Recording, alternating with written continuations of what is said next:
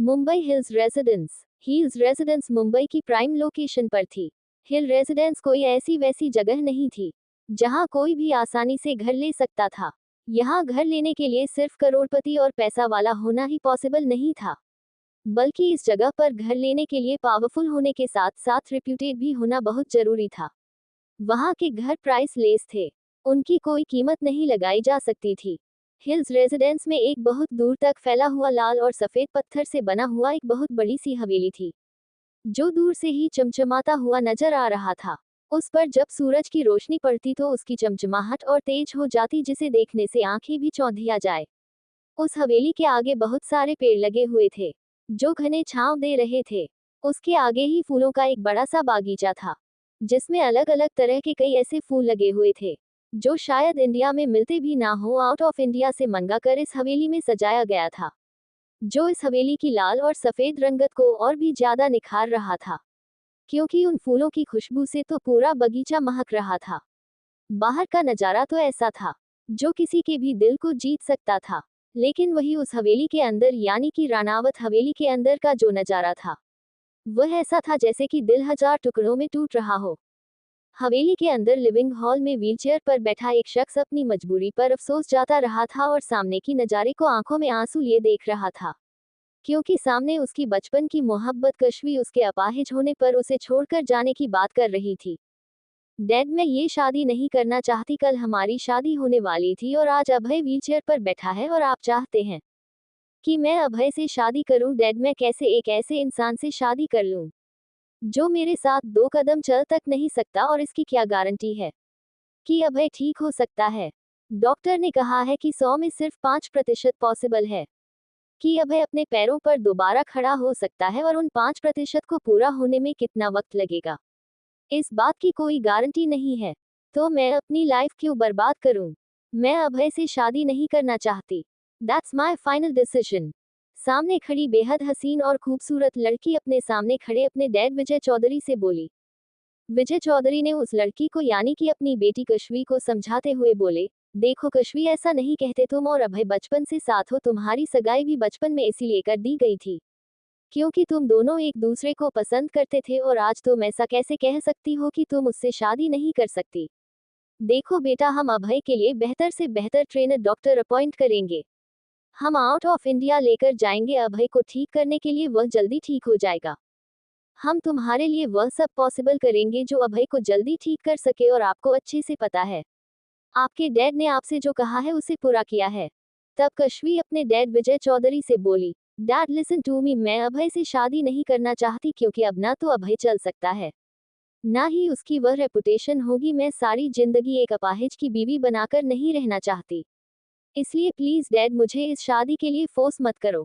इतना कहकर कश्वी रानावत हवेली के बाहर चली गई, और उनके पीछे मिस्टर विजय जब उसे मनाने के लिए जाने लगे तो उनकी वाइफ आरती जी ने उनका हाथ पकड़कर उन्हें रोकते हुए कहा, देखिए, अगर मेरी बेटी मना कर रही है इस शादी से, तो आप उसके साथ कोई जोर जबरदस्ती नहीं कर सकते। अगर आपको इतनी ही ये शादी कराने की और अपनी इज्जत बचाने की पड़ी है, तो आप अपनी लाडली बेटी कसक की शादी अभय से क्यों नहीं करा देते। इससे ना तो आपका रानावत फैमिली से रिश्ता टूटेगा, और आपकी और रानावत फैमिली की इज्जत भी बच जाएगी, और आपकी उस लाडली बेटी को एक अच्छा घर मिल जाएगा। हाँ, लेकिन एक पति जरूर अपाहिज मिलेगा, और उसके लिए वही सही है। इसलिए आप मेरी बेटी के साथ जोर जबरदस्ती ना करके अपनी बेटी को अभय से शादी करने के लिए मना सकते हैं तो मना लीजिए। आरती के इतना कहते ही राजीव जी ने दांत पीसते हुए उनकी तरफ देखा, लेकिन उन्हें पूरी रानावत फैमिली देख रही थी और उनकी फैमिली के बीच हो रही इस तमाशे को भी देख रही थी। लेकिन अभी उन सब की इज्जत दाव पर लगी थी, क्योंकि हर जगह शादी के कार्ड बन चुके थे, मेहमानों को बुलाया जा चुका था, और अगर ऐसे बीच में शादी ना हुई तो रानावत फैमिली की इज्जत मिट्टी में मिल जाएगी। इसलिए अभी सभी विजय जी की एफर्ट्स को देखकर उनसे कुछ भी नहीं कह रहे थे। तभी विजय जी ने आरती जी से थोड़े गुस्से भरे लहजे में दांत पीसते हुए कहा, तुम्हारा दिमाग खराब हो गया है आरती, तुम कसक की शादी कराना चाहती हो अभय से। तुम्हें पता है ना कसक कितनी छोटी है? अभय से वो पूरे 8 साल छोटी है, और मैं अपनी मासूम सी बच्ची की शादी अभी इतनी जल्दी नहीं करना चाहता। तभी उनकी वाइफ आरती जी ने राजीव जी से कहा, ओह, तो आप अपनी मासूम सी बच्ची की शादी नहीं करना चाहते, लेकिन मेरी बेटी की शादी एक अपाहिज लड़के से जरूर कर सकते हैं। लिसन मिस्टर विजय चौधरी, अगर आपको शादी कराना है तो अपनी लाडली बेटी की शादी कराएं, नहीं तो मेरी बेटी के ऊपर ऐसे अपाहिज लड़के को थोपने की जरूरत नहीं है। जब तक अभय ठीक था, मैं इस शादी के लिए तैयार थी क्योंकि मेरी बेटी उसे पसंद करती थी।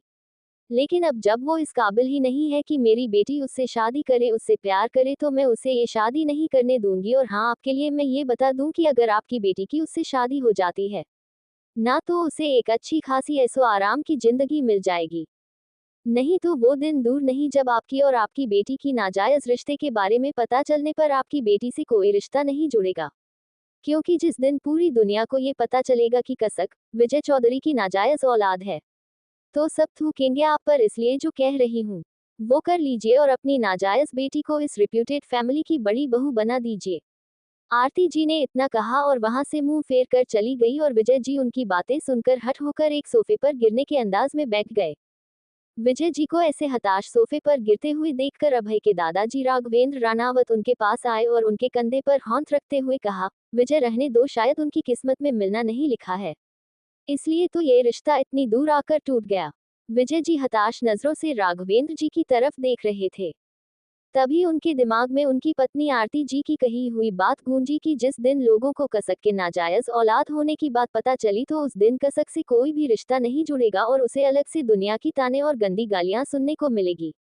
तभी उन्होंने मन ही मन एक फैसला लिया और एक बार अभय की तरफ देखते हुए राघवेंद्र जी से बोले, अगर आपको मंजूर हो तो मैं अपनी छोटी बेटी कसक की शादी अभय से करना चाहता हूँ। उनकी बात सुनकर उनके सामने खड़े राघवेंद्र जी उनसे कुछ दूरी पर खड़ी उनकी बहू सुनैना राणावत और उनके बेटे राजीव राणावत तीनों हैरानी से विजय जी का चेहरा देख रहे थे। तभी विजय जी ने अपने हाथ को जोड़ते हुए उनसे कहा, देखिए मेरी बेटी कश्वी, जिसकी वजह से आप लोगों की इज्जत मिट्टी में मिल जा रही है, इससे अच्छा मैं अपनी छोटी बेटी कसक की शादी अभय से कराकर हमारी इज्जत को मिट्टी में मिलने से रोक रहा हूँ। प्लीज ये शादी हो जाने दीजिए। जैसे ही सब ने विजय जी की बात सुनी, वह सब चौंक गए, क्योंकि कसक उनकी लाडली बेटी थी, जिसे वह अपने सीने से लगा कर रखते थे। कसक कभी दुनिया के सामने नहीं आई थी, लेकिन उसकी एक आह पर मिस्टर विजय चौधरी की जान निकल जाती थी। कसक को लोगों के सामने आना बिल्कुल भी पसंद नहीं था, इसलिए आज तक कभी किसी ने उसे भी नहीं देखा था। पूरी दुनिया की नज़र में मिस्टर विजय चौधरी की एक ही बेटी थी, कश्वी विजय चौधरी। लेकिन जो लोग विजय चौधरी को नजदीक से जानते थे, उनके लिए विजय चौधरी की दूसरी बेटी एक कसक भी थी, जिस पर उनकी जान बसी हुई रहती थी। तभी मिस्टर राघवेंद्र ने कुछ सोचकर विजय जी से कहा, लेकिन जब इस शादी के लिए अभय के व्हीलचेयर पर होने की वजह से कश्वी ने मना कर दिया, तो फिर क्या कसक अभय से शादी करने के लिए तैयार होगी? तभी विजय जी ने पूरे कॉन्फिडेंस के साथ कहा, कसक के लिए मेरी कही बात उसकी जान से ज्यादा मायने रखती है। तो अगर मैं एक बार कसक से कहूँ कि उसे अभय से शादी करनी है, तो वह अभी और इसी वक्त इस शादी को करने के लिए तैयार हो जाएगी। आप बस इतना बताएं कि क्या अभय मेरी कसक से शादी करने के लिए तैयार है। तभी एक सर्द आवाज उन सबके कानों में गूंजी, जो उस गर्मी के माहौल को भी ठंडा कर चुकी थी। कोने में व्हीलचेयर पर बैठा अभय, जो कब से उन सब की बातें सुन रहा था और अपनी आंखों के सामने अपनी मोहब्बत को उसकी लाचारी दिखाकर उसे छोड़कर जाना भी देख रहा था, और एक मासूम सी बच्ची जो उससे पूरे 9 साल छोटी है, उसे इस शादी के भेद चढ़ने की बात सुनकर उसने कहा, नहीं, मैं एक बच्ची से शादी नहीं करूंगा। अभय की ठंडी मगर रौबदार आवाज में कही हुई इस बात को सुनकर वहां खड़े सभी कांप गए थे। उनके अंदर तक एक ठंडक बैठी चली गई थी।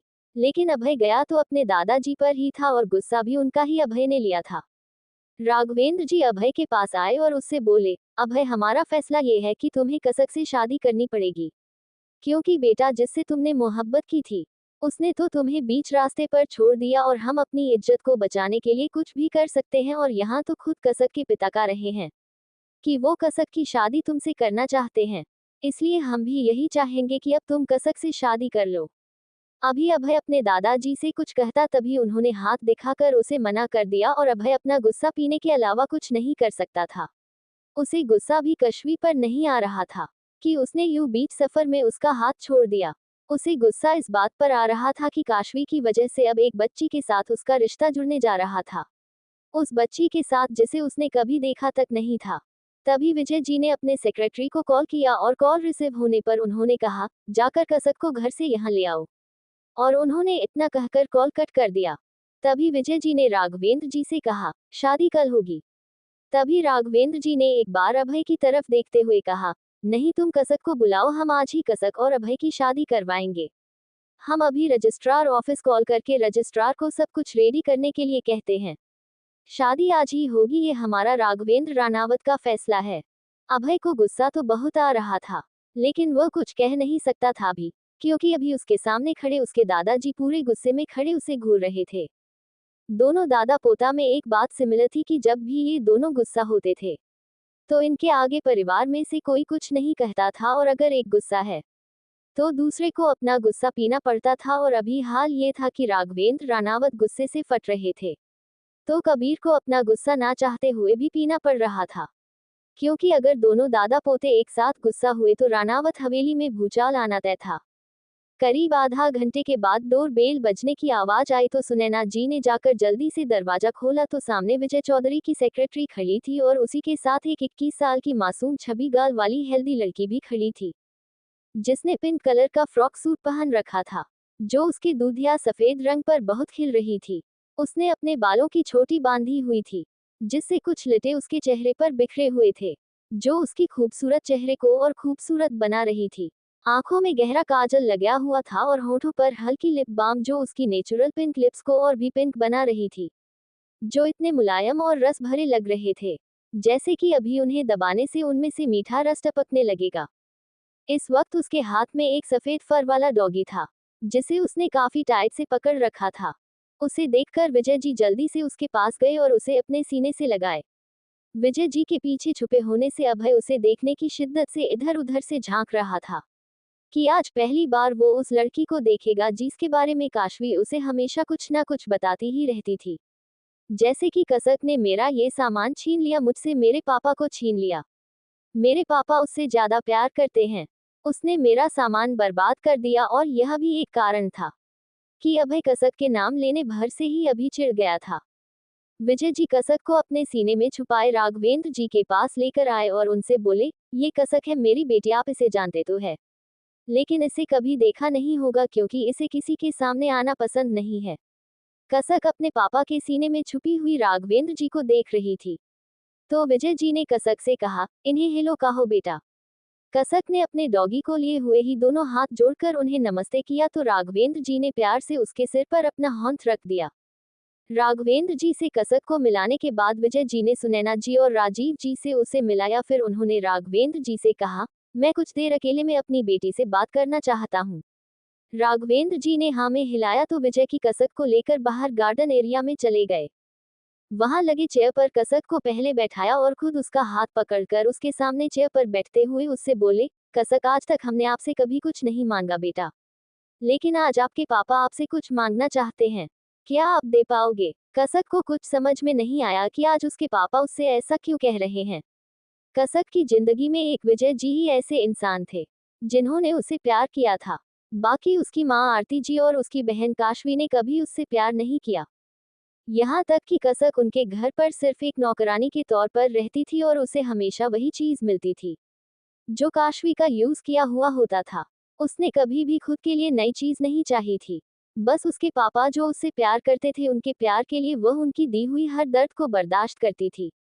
उसके पापा भी कसक को बेहतर जिंदगी देना चाहते थे, लेकिन वह उन दोनों माँ बेटी के आगे कुछ कर नहीं पाते थे, क्योंकि उन्होंने उन दोनों के खिलाफ जाकर, अपने पिता के खिलाफ जाकर कसक को अपना नाम दिया था और अपने घर पर रखा था। नहीं तो वह तो कसक को भी अपने घर पर रहने नहीं देना चाहती थी। लेकिन जब उन्होंने सबको धमकी दिया कि वह या तो कसक को अपने साथ रखेंगे या फिर वह भी उस घर को छोड़कर चले जाएंगे, क्योंकि कसक की माँ अब इस दुनिया में नहीं थी, तब जाकर उन्होंने कसक को घर में रखने की इजाजत दी थी। और इन सब में कसक बेचारी की जिंदगी एक नौकरानी से ज्यादा कुछ नहीं थी, लेकिन फिर भी वह उन सब के कहे हर एक काम को अच्छे से करती थी, उनके दिए दर्द को बर्दाश्त करती थी। क्योंकि जब शाम को ऑफिस से थककर उसके पापा वापस आते थे तो वह अपने दिन भर के किए हुए कामों को खुशी खुशी अपने पापा को बताती थी और उसके पापा बैठकर उसकी सारी बातें सुनते थे। तो जिन दिन भर जो उसकी थकान होती थी, दर्द होती थी, वह सब वह भूलकर बस अपने पापा के साथ खुश रहती थी। विजय जी ने कसक के हाथ को अपने दोनों हाथों में मजबूती से पकड़कर उससे सवाल किया, कसक क्या आप अभय को जानती हैं? कसक ने उनके सवाल को सुनकर हाँ में सिर हिलाते हुए कहा, कश्मीरी के होने वाले हस्बैंड है ना वो। विजय जी ने ना में सिर हिलाया और उससे कहा, वो कश्मीरी के होने वाला हस्बैंड नहीं है। अब अभय रानावत आपके होने वाले हस्बैंड है बेटा। जैसे ही विजय जी ने ये कहा, कसक की आंखें हैरानी से चौड़ी हो गई और वो विजय जी को देखने लगी। तभी विजय जी ने अपने एक हाथ से कसक के हाथ को छोड़ा और उसके गाल को छूते हुए उससे कहा, बेटा काश्मीरी ने उनसे शादी करने से मना कर दिया है और अगर ये शादी नहीं होती है तो आपके पापा बर्बाद हो जाएंगे। आपके पापा की बनाई हुई इतने सालों की इज्जत मिट्टी में मिल जाएगी। क्या आप ऐसा चाहते हैं कि आपके पापा की इज्जत मिट्टी में मिल जाए? तब कसक ने मासूमियत से ना में अपना सर हिलाया। तो विजय जी ने उससे कहा, इसलिए बेटा हम चाहते हैं कि आप अभय से शादी करें और आप हमसे एक वादा करें कि आप अभय का हाथ उसका साथ कभी नहीं छोड़ेंगे। क्योंकि बेटा अभय बहुत अच्छा लड़का है और आपको पता है, अगर अभय का साथ आप देंगी तो अभय आपको बहुत प्यार करेगा, आपके पापा से भी ज्यादा। आप देंगे ना अभय का साथ? विजय जी कसक को देखने लगे। तभी कसक ने कुछ देर सोचा और उसने हाँ में अपना सर हिला दिया। तभी विजय जी ने मुस्कुराकर कसक की सर को आगे किया और उसके माथे को चूमते हुए कहा, मेरा प्यारा बच्चा हमेशा अभय के साथ रहना, उसके हाथ को थामे रहना, क्योंकि वही एक ऐसा इंसान बनेगा जो आपको आपके पापा से बेहतर समझेगा भी और प्यार भी करेगा। आप किसी भी सिचुएशन में हो, किसी भी मजबूरी में, कभी भी अभय का हाथ मत छोड़ना बेटा। चाहे उसके लिए कल को आपके पापा ही आपसे ऐसा करने के लिए क्यों ना कहे, लेकिन आपको एक प्रॉमिस करना होगा कि आप हमेशा उसके साथ रहेंगे। कसक ने फिर से हाँ में सिर हिला दिया। तो विजय जी चेयर से खड़े होते हुए बोले, तो चलिए आज से आपकी एक नई जिंदगी की शुरुआत होती है, जहां आपके पापा आपके पीछे खड़े रहेंगे और अभय आपके साथ खड़े होंगे, जहां आपको वो प्यार मिलेगा जिसके मेरे बच्चे आप हमेशा तरसती आए हैं। विजय की कसक का हाथ पकड़कर उसे वापस से हवेली के अंदर लेकर आए। सभी बेसब्री से उन दोनों का हवेली के अंदर इंतजार कर रहे थे। वहीं अभय भी इस बात को जानने के लिए बेताब था कि आखिर विजय जी उस छोटी सी बच्ची को क्या कहकर उससे शादी करने के लिए मनाएंगे।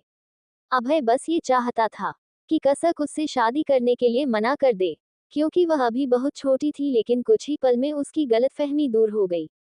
जब कसक और विजय जी अंदर आए और विजय जी ने राघवेंद्र जी से कहा, कसक शादी करने के लिए तैयार है।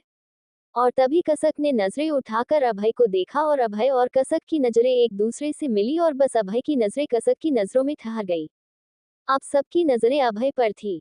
सभी अभय के कुछ कहने का इंतजार कर रहे थे, लेकिन काफी देर तक अभय ने कुछ कहा ही नहीं, बल्कि वह तो बस कसक की मासूम चेहरे को देख रहा था, जिस पर जुल्फी उड़ उड़कर उसके चेहरे को चुम रही थी और अभय बस उसे बिना पलक झपकाए ही देख रहा था। जब सब ने देखा कि अभय कसक को देखने में किस कदर खोया हुआ है, तो सबकी होठों पर मुस्कुराहट आ गई, क्योंकि सबको लग रहा था कि कश्वी के मना करने के बाद जो अभय के दिल में दर्द होगा, उसे संभाल पाना मुश्किल हो जाएगा। लेकिन अभी कसक को देखने भर से जब अभय अपनी नजरें नहीं हटा पा रहा था, तो सबको यही लगा कि यही वक्त है जब अभय को कसम का साथ संभाल पाएगा। तो राघवेंद्र जी ने बिना देरी करते हुए कहा, ठीक है अब हमें कोर्ट चलना चाहिए, शादी में ज्यादा देर करना सही नहीं है। उनकी इतना कहते ही अभय जैसे अपने होश में वापस आया, वह अपने दादाजी की तरफ देखने लगा।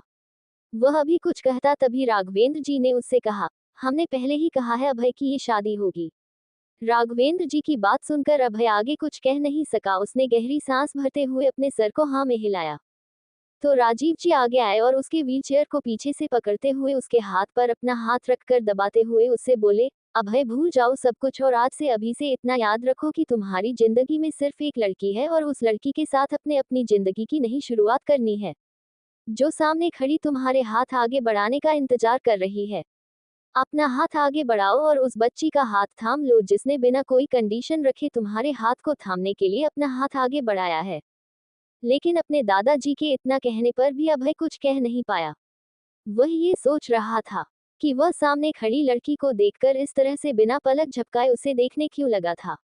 उसे समझ नहीं आ रहा था कि थोड़ी देर पहले उसका सेंस ऑफ ह्यूमर कहाँ गया था, जो वो 21 साल की बच्ची को देखकर इस तरह से खो गया था। सभी हवेली से बाहर निकले और अपनी अपने कार में जाकर बैठ गए। राघवेंद्र जी और राजीव जी ने अभय की हेल्प की और उसे उनके कार में बैठा दिया। कसक अपने पापा के साथ अपने डोगी को लिए दुबकी हुई चल रही थी, लेकिन उसकी नजरें भी बराबर अभय पर थी। वो बस अभय को देख रही थी और अभय को कहीं ना कहीं कसक की नजरों की तपिश खुद पर महसूस हो रही थी। कुछ देर के बाद सभी रजिस्ट्रार ऑफिस पहुंचे तो वहां पर पहले से ही उनके इंतजार में रजिस्ट्रार बाहर खड़ा था। राघवेंद्र जी जाकर उनसे मिले, सारी बात की और फिर सभी अंदर जाने लगे। तभी कसक की निगाहें अभी भी अभय पर थी और खास करके उसके पैरों पर। तभी कसक ने देखा कि अभय के व्हीलचेयर के पास एक पेपरवेट लुढ़क कर आ रहा है। तो वो जल्दी से आगे बढ़ी और अभय के व्हीलचेयर के आगे घुटने के कल बैठकर उस पेपरवेट को पकड़ते हुए बोली, ये आपके व्हीलचेयर के टायर में फंस जाता तो आप गिर सकते थे। कसक के ऐसा करते ही और इतना कहते ही सबकी और अभय की नजरें कसक पर रुक गई थी। सबने देखा कि कितनी आसानी से कसक ने अभय को गिरने से बचाया था। कसक अभी भी नीचे बैठी हुई थी और अभय उसकी पलके झुके हुए चेहरे को देख रहा था, जिनमें अभी भी कुछ लाटें उसके गाल को चूम रही थी, जिन्हें कसक ने बड़े ही आहिस्ता से अपनी नाजुक उंगलियों से अपने कान के पीछे किया। और ये देखकर अभय के दिल में एक कसक उठी कि उन जुल्फों को वो कसक के कान के पीछे करता तो क्या नजारा होता। तब तक कसक उठकर जाकर अभय के पीछे खड़ी हो गई, लेकिन फिर अपने पापा को उससे दूर खड़े देखकर उनके पास चली गई। मुंबई की फैमिली कोर्ट में रजिस्ट्रार ऑफिस के चेंबर में अभी रानावत फैमिली और चौधरी फैमिली खड़े हुए थे और अभय व्हीलचेयर पर बैठा हुआ था, जो सामने की ओर घूर कर देख रहा था।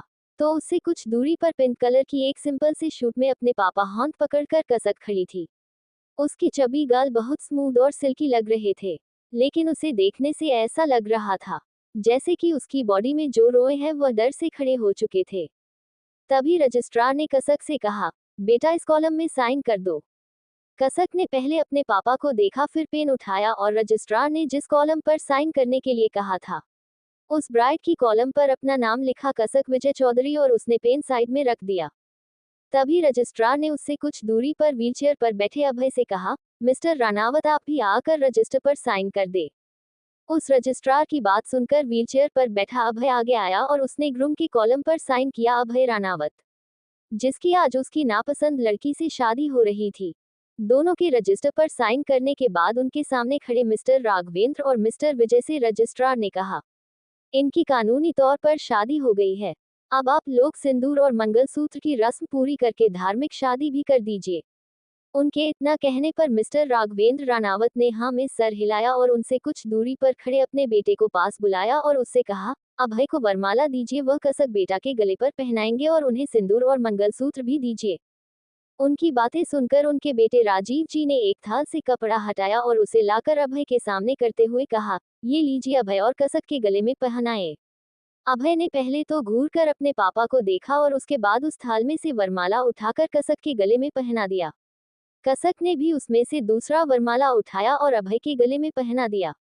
अभय शादी करना तो नहीं चाहता था, क्योंकि कसक वह लड़की नहीं थी जिसे वह अपने हमसफर के रूप में पसंद करता था, लेकिन उसे अपने परिवार की वजह से कसक से शादी करनी पड़ रही थी। और अब अभय ने मंगलसूत्र उठाकर कसक के गले में पहनाया और फिर थाल में रखे डिब्बी से सिंदूर उठाकर उसने कसक के मांग में भर दिया। और अभय के ऐसा करते ही कसक ने कसकर अपनी आंखें मीच ली और उसकी आंखों से आंसू के कुछ बंदे गिरकर उसकी गालों पर बहने लगी, जिसे अभय की नजरों ने भी देख लिया था। और उसे इस बात का गुस्सा आ रहा था कि उसके अपाहिज होने पर एक मासूम सी लड़की की जिंदगी बर्बाद हो चुकी है, क्योंकि उस लड़की की जिंदगी अब उससे जुड़ चुकी थी। अभय ये सोच रहा था कि कहाँ वो 29 साल का एक हट्टा कट्टा अपाहिज नौजवान और कहाँ वो एक मासूम सी चबी गाल वाली 21 साल की मासूम सी लड़की। क्या वह उसे संभाल पाएगी? और जब ऐसे में वह खुद मोहताज था किसी के सहारे का। अभय को अपने माँ बाप और साथ में कसक के पापा के ऊपर बहुत गुस्सा आ रहा था, जिन्होंने उन दोनों की किस्मत को जोड़ दिया था। लेकिन वो अभी उन सब पर गुस्सा निकाल नहीं सकता था और उसकी इस गुस्से का शिकार बन रही थी कसक। अब जब शादी कानूनी और धार्मिक तरीके से हो चुकी थी, तो अब सभी घर जाने के लिए निकल रहे थे और अभय ये सोच रहा था कि कैसे कुछ घंटे पहले उसकी जिंदगी की फैसला किया जा रहा था। अब वह 21 साल की बच्ची उसे 9 साल की छोटी लड़की उसकी पत्नी बन चुकी थी। अभी अभय सोच ही रहा था जब उसने अपने हाथ में एक मुलायम हाथ का छुअन महसूस हुआ। उसने देखा तो उसके सामने उसके होंठ को पकड़े कसक खड़ी थी। तभी अभय ने कसक के हाथ से अपने हाथ को छुड़ाते हुए कहा, यह क्या कर रही है? छोड़ो मेरा हाथ। इस तरह से सबके सामने हाथ पकड़ना चाहिए क्या? तुम इतनी भी छोटी बच्ची नहीं हो कि तुम्हें ये बताया जाए। अभय के गुस्सा करने पर कसक ने अभय की तरह देखा और अपनी मासूमियत भरी आवाज में कहा, पापा ने कहा था कि आपका हाथ हमेशा पकड़ कर रखूं, इसलिए मैंने आपका हाथ पकड़ लिया, अब नहीं छोड़ूंगी। उसकी इस बात को सुनकर अभय की बोलती बंद हो गई थी। अभय को कसक के जवाब में बोलने के लिए कुछ भी नहीं मिल रहा था, तो उसने फिर से अपना दाव फेंकते हुए कसक से कहा, अगर मैं जिंदगी भर इस व्हीलचेयर में बैठा रहा तो भी क्या तुम मेरा हाथ यूं ही थमी रहोगी? अभय के सवाल को सुनकर आगे बढ़ रहे राघवेंद्र जी, विजय जी, राजीव जी और सुनैना जी सभी अपनी जगह पर रुक गए, ये सुनने के लिए कि कसक अभय के इस सवाल का क्या जवाब देगी। तभी कसक ने अपनी मासूमियत भरी आवाज में कहा, आपका हाथ थामने के लिए आपका खड़ा रहना जरूरी थोड़ी है। आप ऐसे ही बैठे रहो तो भी मैं आपका हाथ थाम सकती हूँ, और रही जिंदगी भर की बात, तो मेरे पापा ने कहा है कि मैं आपका हाथ कभी ना छोड़ूं, तो मैं जब तक जिंदा हूं तब तक आपका हाथ थाम कर रखूंगी। कसक के दिए इस जवाब को सुनकर वहां जितने लोग खड़े थे सबके चेहरे पर बड़ी सी मुस्कान आ गई, और विजय जी अपनी बेटी के जवाब को सुनकर उसे प्राउडली देख रहे थे कि उन्होंने सिर्फ समझाने के लिए जो लफ्ज उससे कहे थे, उस पर उनकी बेटी अमल कर चुकी है।